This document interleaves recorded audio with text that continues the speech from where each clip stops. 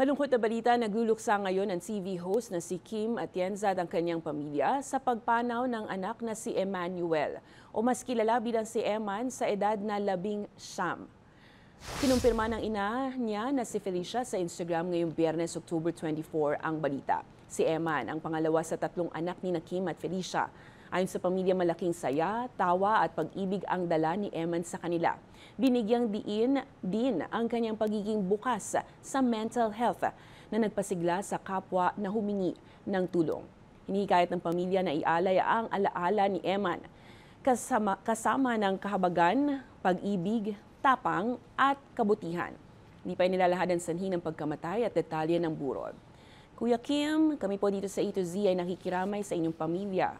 At sa ating kapwa manonood, kung kayo po ay may pinagdaraanan, lumapit po sa pamilya, kaibigan at profesional na makatutulong. Maging dito po sa amin, kamo po ay nakikinig at hindi po kayo nag-iisa.